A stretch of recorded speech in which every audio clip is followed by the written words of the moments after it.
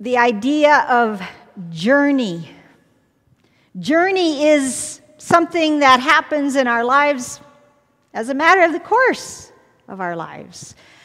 And yet the metaphors are everywhere, aren't they? What is it about journey that makes it such a deep spiritual reality and need? That's what we're going to explore through these weeks of Lent. But let's just play with it for a minute. Let's see in a minute or two how many references from popular culture can you come up with for road, journey, pathway, that kind of thing. Mark. Cormac McCarthy. What? Cormac McCarthy. The Road. It's a movie and a book. Oh, that's lost on me. Sorry. Cormac McCarthy. Anybody else get that, or is it just me? It's Mark. Okay. Thanks, Mark. Anyone else? Sojourn. How about Sojourner Truth? Isn't that the most amazing name she took for herself? Thank you, Sojourn. What other popular culture references can you think of? Come on, there's a zillion. What was that, Kate? Oh, Julie? On the road again. Yes, Willie. What else? The journey is our home. Yes, another great hymn. Others? The road less traveled. Very good. Others? Oh, thank you. Rick? Next week. Sentimental Journey. Love it. Ah, the Duke. Anyone else? The Road Not Taken. You see how we could go on and on, right? I was kind of hoping for the road to Bali. Right? Now you know I'm really old. Okay. There's something deep in our spirits that even the most rooted homebodies know that if life is to be lived, somehow we each have to get from here to there, right? That has to be part of living, part of it. Well, these words, let's say them together. Not all those who wander are lost. These words caught my attention. I counted 36 years ago because they were the motto. This was the motto of one of my colleagues, a very, very close friend of Paul's. And I thought it fit him perfectly. He's somebody I would describe as a free spirit, not wild or shallow in any way. In fact, the opposite. He's a writer, very deep thinker. But he's also someone who, in my experience, is more comfortable on the margin of things rather than kind of, calmly in the center of everything, right? And I think that's because, I just intuit, because when you're on the margin, there's a boundary there that you can just kind of step over now and then, right? And that fits him really, really well. I had no idea at the time where those words came from, and so it was a big surprise many years later when I discovered they come from a poem by J.R.R. Tolkien in his magnum opus, right? The Hobbit and the Lord of the Rings, which features his two most famous characters. There we go, Bilbo and Frodo Baggins. And The Hobbit and the Lord of the Rings tell the stories, epic stories, right, of their wanderings far from their beloved comfort zone called the Shire, right?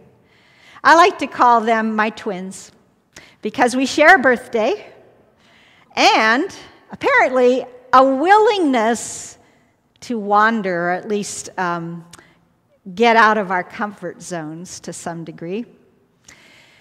Does anybody remember what the very first or the earliest name that was given to the followers of Jesus? Not by the church, but by those who were observing them. Anybody remember? What was that? No fair, Dave. Anybody remember? Yes. Come on, disciple people. People of the way. The first thing others noticed and marked about Christians is that they were people of the way. What way? Jesus' way. And the Gospels tell us that Jesus' way was something that began in the wilderness, a sojourn, a pilgrimage, if you will, of how long? 40 days. Paul, you up for 40 days? 29 was enough. 40 days in the wilderness. Can you imagine that? And when he came out, he didn't stop moving. His way was a way on the road, right? The way of Jesus was a way of connecting to people. And the way of Jesus was a way of bringing others into the presence of God. That's the way of Jesus, isn't it? The way of Jesus. No one ever grew spiritually in their comfort zone. More amazing words of wisdom from who? Your pastor. I remember when it dawned on me. When that dawned on me, and it completely changed my orientation to what it means to fulfill the mission of the United Methodist Church, make disciples of Jesus Christ. I realized I couldn't do it in here. I couldn't be that in here. Has it ever occurred to you that maybe the truth of that is why Jesus never stopped moving?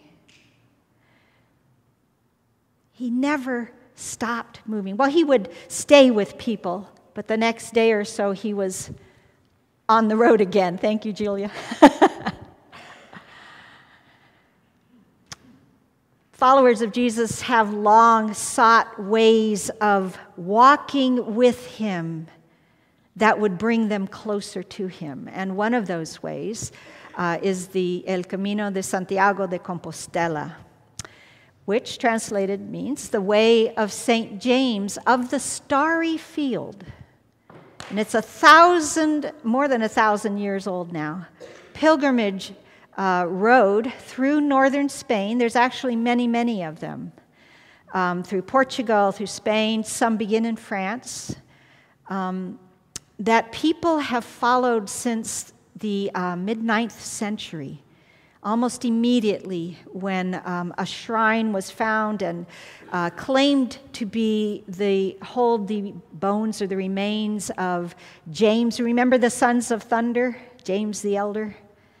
That people almost immediately began walking there. And it became a phenomenon through all of the Middle Ages, and it kind of fell off around the 17th, 18th centuries, but it was revived in the 19th century. And it's pretty amazing that today, more than 300,000 pilgrims walk that journey every year. Every year. I sought the Camino for what it was. A pilgrimage. Not a way to get time off or a vacation. Not a way to see the world. Not a way to get fit, though I'm insanely jealous of Paul's weight loss.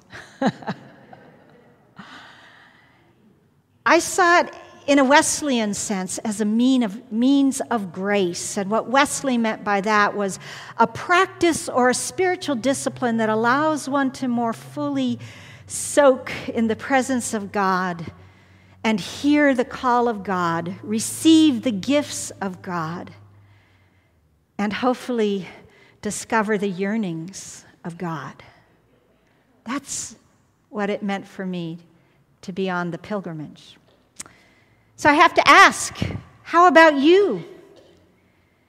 Have you ever wanted to walk closer with Christ? Physically or metaphorically? Have you ever wanted to walk in a beautiful garden in the presence of God?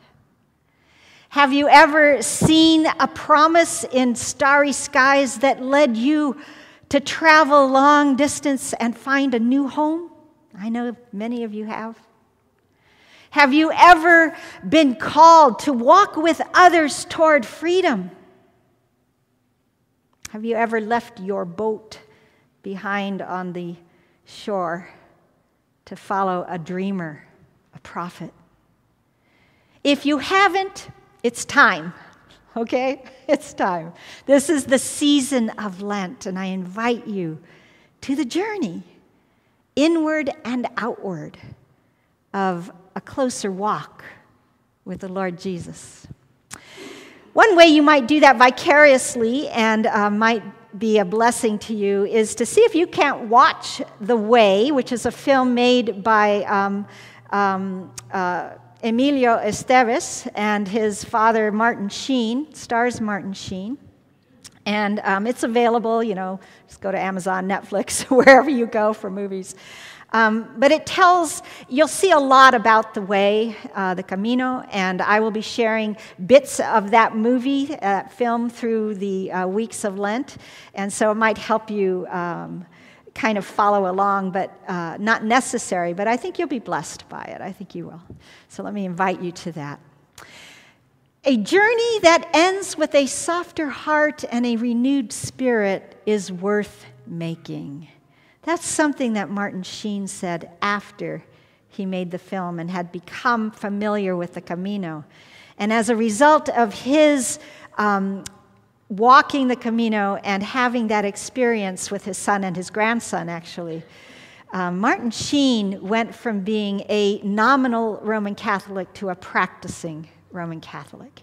And that little thing you see, the hand and the foot, those are his, in one of the small towns that we passed through, where a whole lot of folks were invited to put their hands and feet in the clay and then bronze to remember that they had walked the Camino there. So I invite you to the season of Lent through the Camino de Santiago and the journey of your own faith. As you remember how generous God is, be generous as well.